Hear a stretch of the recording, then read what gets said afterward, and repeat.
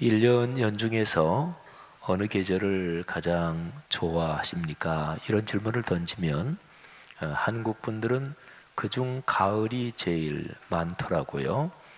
제가 가끔 어떤 모임에서 그런 질문을 하면 가을이 그중 제일 많은 것 같아요.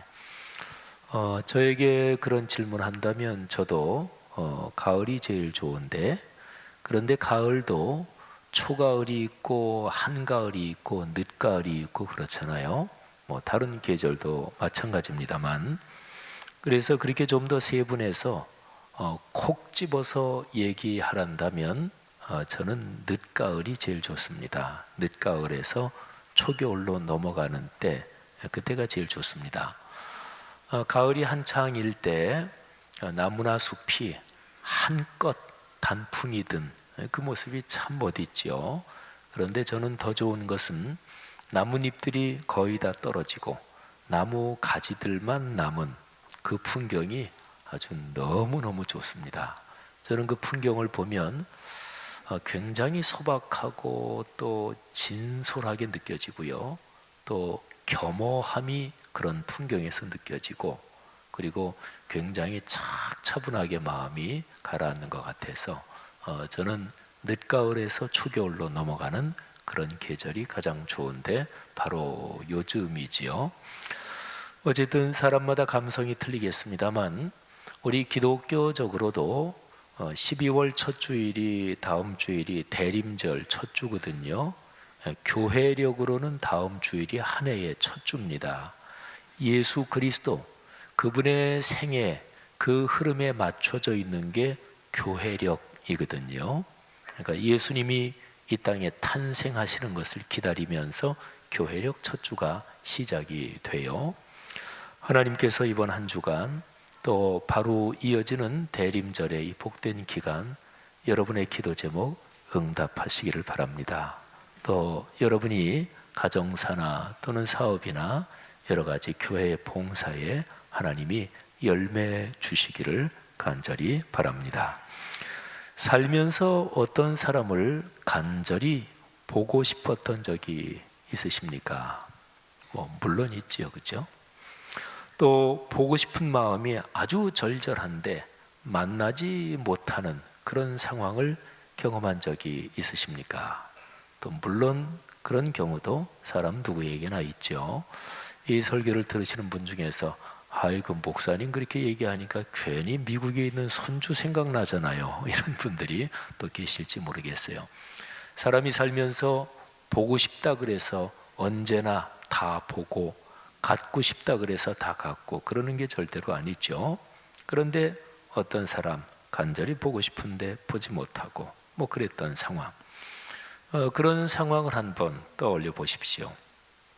사도 바울은 그가 남긴 개인적인 편지글에서 바로 이런 심정을 드러내고 있습니다. 디모데전서와 디모데후서는 사도 바울이 믿음의 아들인 디모데에게 보낸 개인적인 편지입니다. 물론 완전히 개인적인 편지는 아니에요. 빌레몬서는 좀 더 진짜로 개인적인 편지고요.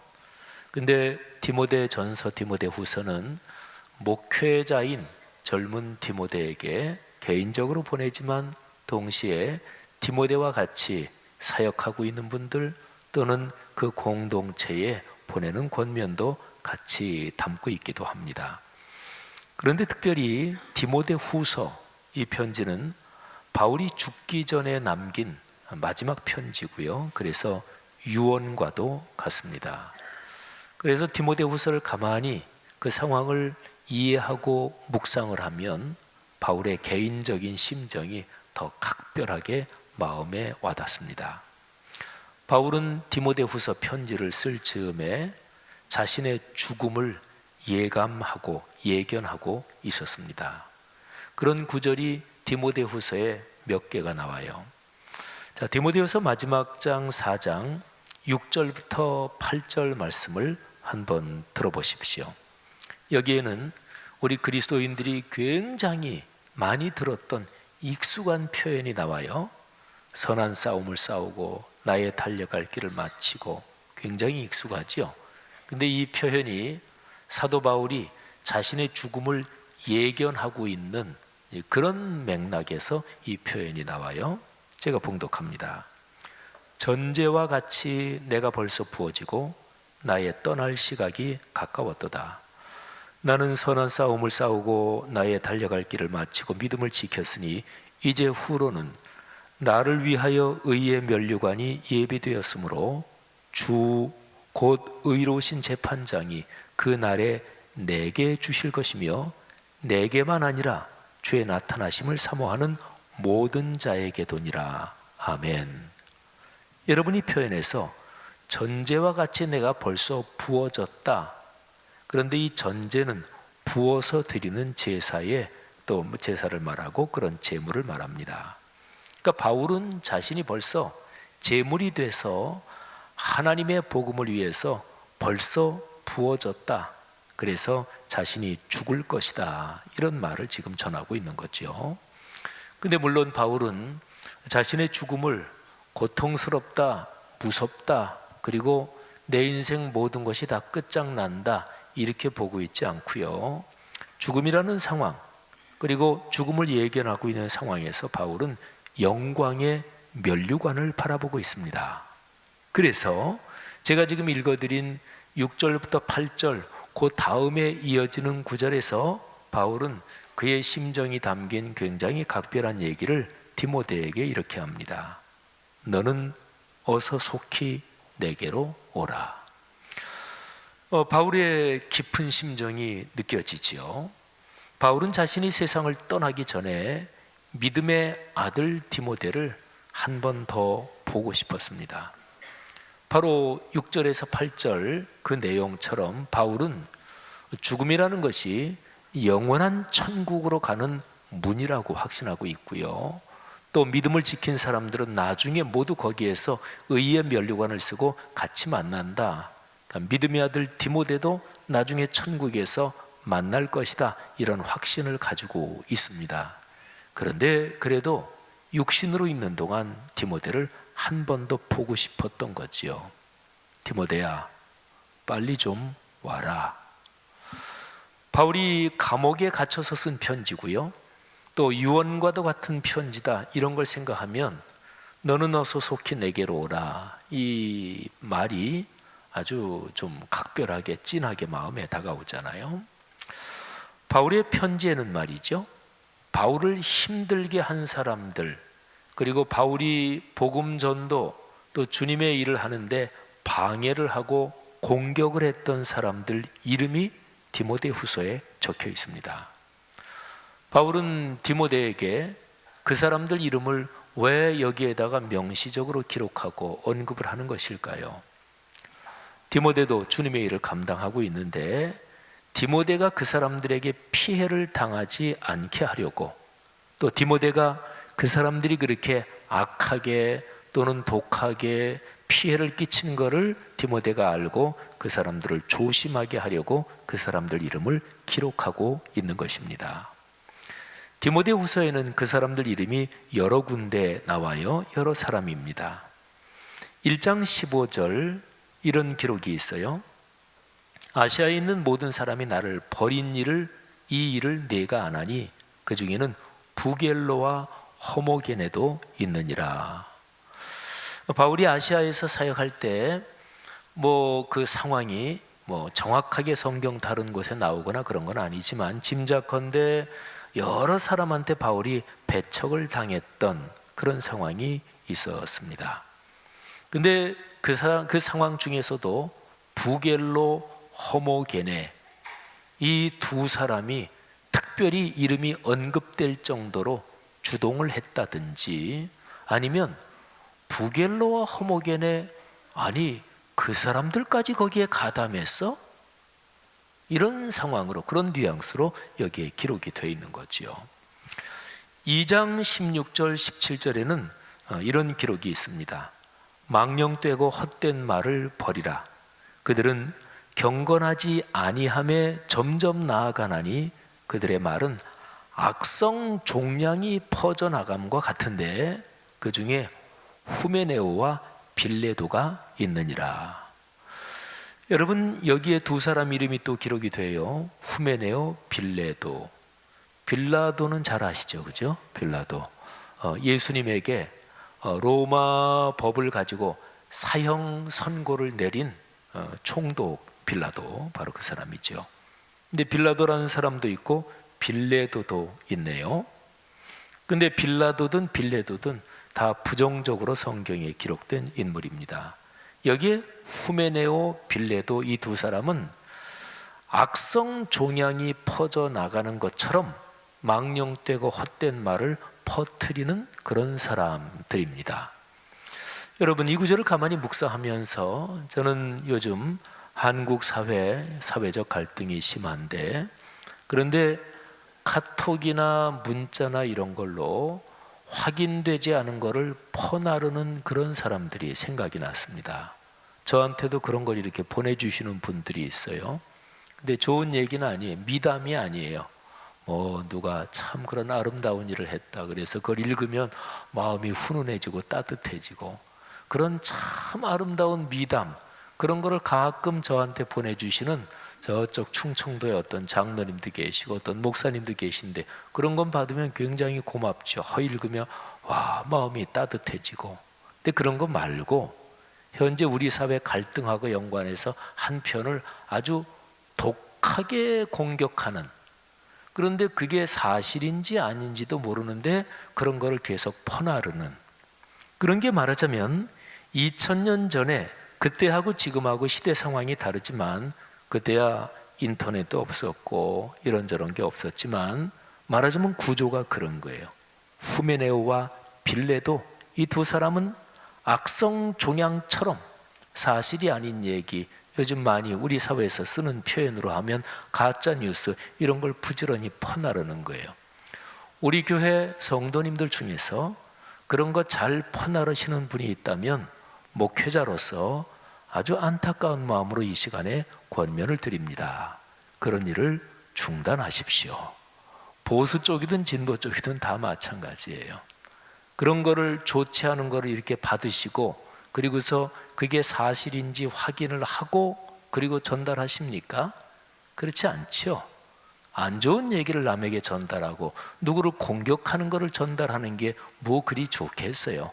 사실이라도 그런데 사실인지 확인도 안 되는 그런 얘기를, 이 사회 전체에 갈등이 심한 속에 거기에 독하게 끼어 있는 사람은 집단 정서가 지금 굉장히 마음이 상하고, 심지어 아주 독한 사람들은 집단 광기 속에 있는 건데, 그런데 빠져들어가는 게 그리스도인으로서 마땅하지 않습니다. 사랑하는 성도 여러분들이요, 다른 사람에게 덕을 세우고 또 다른 사람을 권면하고 칭찬하고 격려하는 그런 일이 우리 그리스도인에게 마땅합니다. 그런 은혜가 있기를 주의 이름으로 권면합니다. 그리고 4장 14절 15절에 보면 여기에 한 사람 이름이 언급되는데, 사도 바울이 아주 각별하게 이 사람 이름을 언급해요. 구리세공업자 알렉산더가 내게 해를 많이 입혔으며 주께서 그 행한 대로 그에게 갚으시리니 너도 그를 주의하라. 그가 우리 말을 심히 대적하였느니라. 이 알렉산더가 어떤 사람이었을까? 여기에 잠깐 직업은 나와요. 구리세공업자. 근데 사도 바울에게 어떻게 해를 끼쳤을까요? 어떻게 바울을 공격했을까요? 구체적인 상황은 나오지 않아요. 그런데 아마도 바울이 복음 전도자로 목회자로 살면서 이런저런 어려웠던 상황도 많았겠고 바울을 공격한 사람도 많았지만 이 알렉산더는 특별했던 것 같아요. 그러면서 바울이 그가 행한 대로 주님께서 그에게 갚으실 것이다, 이렇게까지 표현을 합니다. 그러면서 디모데에게 디모데야, 그 사람 조심해라. 그리고 그가 우리 말을 심히 대적하였다. 바울은 그 알렉산더가 바울을 어렵게 했다, 단순히 그것만 가지고 이런 얘기를 쓰는 게 아니라 우리 말을 심히 대적했다, 이 표현이 중요합니다. 바울은 복음 전도자고 바울과 그 일행이 전한 말, 그 말씀은 예수 그리스도의 복음이지요. 그러니까 알렉산더는 예수 그리스도의 복음 전도 그거를 아주 독하게 대적했다, 이런 것이지요. 사랑하신 여러분, 제가 지금 세 군데 구절을 통해서 5사람, 사도 바울이 언급하고 있는 그 사람들을 잠깐 설명을 드렸습니다. 부겔로, 호모게네, 후메네오, 빌레도, 알렉산더. 이 사람들이 예수 그리스도의 복음에 또는 전도자 바울, 이 하나님의 사람을 어떻게 어렵게 했는지, 어떻게 공격했는지 자초지종은 성경에 나오지 않습니다. 그런데 어쨌든 이 사람들의 이름은 성경에 기록이 돼서 대대로 전승이 되고 있고 예수 그리스도 재림하실 때까지 이어지겠죠. 삶은 엄숙한 것입니다. 철이 안 들 때면 몰라도 적어도 삶이 무엇인지 알고 철이 든 다음부터는 삶이 엄숙하다는 걸 느껴야 지혜로운 거고 삶이 성숙한 것이지요. 내가 행한 어떤 일, 내가 내뱉은 말이 오래도록 남을 수도 있습니다. 그리고 여기에 기록된 지금 이 5사람은, 이 사람 이름들은 아예 예수님 재림하실 때까지 교회 공동체에 전승돼서 이 사람들 이름이 언급이 되고 있는 것이지요. 사실은 다른 사람에게 기억이 안 되더라도 우리가 믿고 있는 신앙으로 말하면 내가 한 모든 것은 하나님 앞에서 다 드러날 수밖에 없지요. 그래서 삶에서 덕을 세우고 남을 세워주고 그리고 다른 사람을 격려하는 이런 방향으로 사는 게 마땅한 일이고 그리고 큰 축복이지요. 성도 여러분들이요, 우리가 걸어가는 삶에 그런 아름답고 복된 일, 이쪽이 점점 더 충만해지기를 주님의 이름으로 축복합니다. 한 사람이 아주 독특하게 아주 묘한 분위기로 언급된 사람도 있습니다. 데마라는 사람입니다. 성경에도 도마도 나오죠. 근데 도마 말고 데마. 데마는 복음을 위해서 일하다가 세상으로 돌아간 사람이었습니다. 4장 10절 전반부에 이렇게 기록되어 있습니다. 데마는 이 세상을 사랑하여 나를 버리고 데살로니가로 갔고. 데마는 바울과 같이 동역한 복음의 일꾼이었습니다. 어떤 사정 때문에 복음의 일을 중단하고 세상적인 삶으로 다시 거꾸로 돌아갔는지 성경은 기록하지는 않지만, 그런데 데마는 세상으로 돌아갔습니다. 데살로니가는 그 당시에 굉장히 큰 도시였고, 그리고 굉장히 향락 문화가 발달한 도시 가운데 하나였습니다. 그래서 데살로니가, 여기가 그런 도시라는 걸 이렇게 조금 지식이 있는 사람은 이 구절을 읽을 때, 아, 데마가 데살로니가로 갔구나, 뭐 이런 걸 생각하면서 데마가 세상 욕심과 향락, 옛사람으로 다시 거꾸로 돌아갔구나, 이렇게 묵상할 수가 있는 거죠. 그런 생각을 한번 해봤습니다. 데마, 이 사람의 삶은 나중에 어떻게 전개됐을까요? 바울을 비롯해서 다른 그 당시 교회 지도자들이 데마를 생각하면서 얼마나 안타깝게 기도를 많이 했을까요? 우리도 그렇잖아요. 교구나 또는 남녀전도의 여러 부서에서 참 사역하는 그런 우리 하나님의 사람들이, 어떤 분이 나오다가 안 나오고 또는 뭐 때문에 서로가 이게 다퉈가지고 한 사람이 안 나오고 삐지고 뭐 이러면은 마음이 안타깝잖아요. 저 집사님 그렇게 신앙생활 열심히 잘하신 분인데 아니 어떻게 뭐 때문에 상처를 받았어? 아니 무슨 일이야? 그렇게 완전히 그냥 신앙생활 안 한 사람처럼 요즘 그러시네. 얼마나 안타까워. 근데 여기에 데마를 생각하면서 바울이나 다른 분들이 얼마나 안타까웠을까요? 사랑하신 여러분, 제가 오늘 이런 얘기를 쭉 설명드리는 것은 사실은 주제는 바울이 디모데에게 가지는 개인적인 감성, 이게 오늘 제 설교 주제예요. 설교 제목은 겨울 전에. 지금 시기하고도 아주 잘 맞죠. 입동이 벌써 지나긴 했습니다만, 그런데 계절을 피부로 느끼는 거로 보면 본격적으로 겨울이 시작되기 그 전에 이런 때잖아요. 바울은 이런 상황에서 편지의 맨 마지막 부분에서 디모데에게 디모데야 좀 빨리 와라, 이런 얘기를 한 번 더 말합니다. 4장 21절 22절인데 22절은 디모데서 맨 마지막 끄트머리예요. 바울이 이렇게 얘기합니다. 너는 겨울 전에 어서 오라. 나는 주께서 내 심령에 함께 계시기를 바라노니 은혜가 너희와 함께 있을지어다. 아멘. 여러분, 바울의 심정이 참 짠하지 않아요? 디모데야, 겨울 되기 전에 와라. 왜 겨울 전이라고 했을까요? 이 편지를 쓸 때 바울은 로마에서 투옥돼 있었고 감옥에 갇혀 있었고요. 디모데는 아마 에베소에서 이 편지를 받았을 것입니다. 그러면 에베소에서 로마까지 가려면 배를 타고 지중해를 항해해야 되는데 지중해는 기상 조건이 겨울에는 항해하기가 어려워요.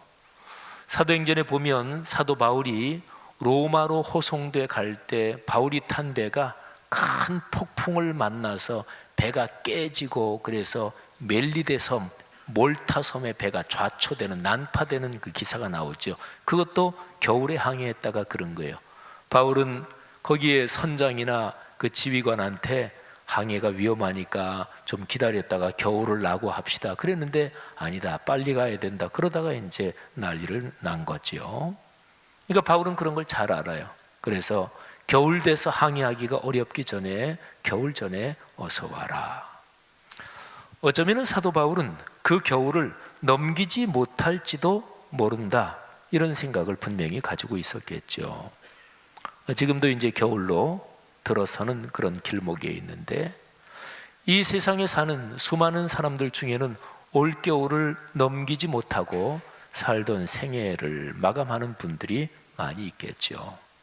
바울은 이 편지를 쓸 당시에 그 겨울을 자기가 더 이상 넘기지 못할 것이다, 이런 생각을 가지고 있었고, 그렇다면 살아서는 육신으로는 디모데를 다시 보지 못할 수도 있는 상황이죠. 우리 교단에서 그 몇 년 전에 돌아가신 어떤 나이 많으신 목사님 얘기를 잠깐 들었는데, 그 목사님을 가까이 모시던 분이 하는 얘기가, 아니 그 어르신이 그 돌아가시기 얼마 전에 미국도 다녀오시면서 손주들한테 용돈도 다 주시고, 또 그냥 그 어르신이 교회에서도 이런저런 사람 불러서 기도도 해주시고 그러시더니 그냥 갑자기 돌아가셨다고. 하나님이 그 어르신에게 어떤 감동을 주셨는지 모르지만 그런 경우가 종종 있어요. 어떤 분은 자신의 죽음을 예감을 했던 것일까, 그런 후손들을 각별히 이렇게 챙기고 그리고서 삶을 이렇게 아름답게 마감하시는 분도 계시지요.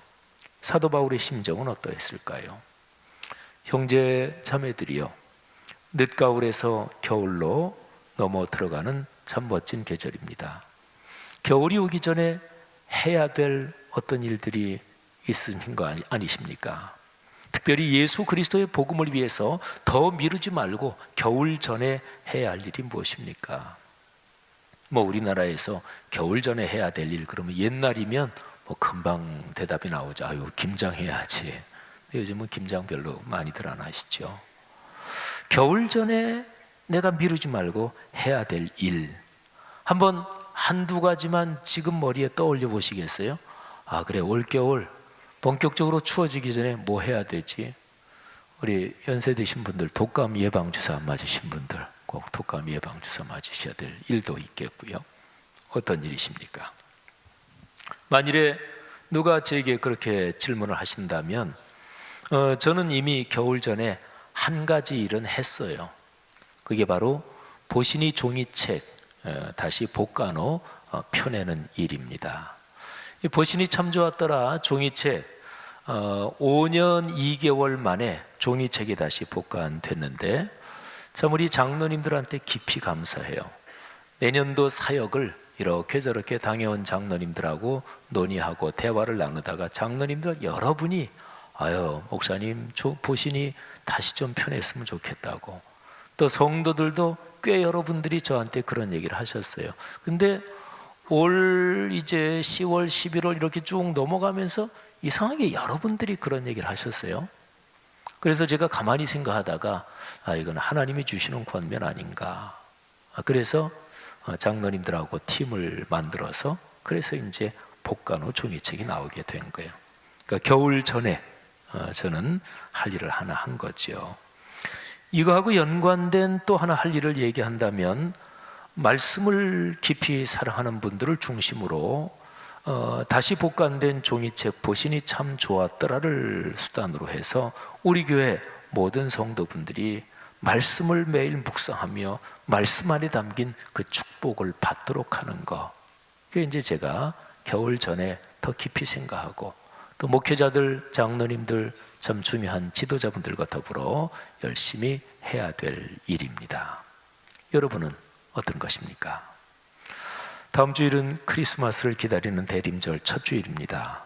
우리는 예수 그리스도의 탄생을 기다리며 이 멋진 계절 겨울로 걸어 들어갈 것입니다. 이 아름다운 계절에 성도 여러분의 삶이 복되기를 축복합니다. 말씀으로 풍요롭기를 바랍니다. 여러분의 가족 관계, 인간 관계가 아름답고 그리고 풍요로운 열매가 넉넉하기를 주님의 이름으로 축복합니다.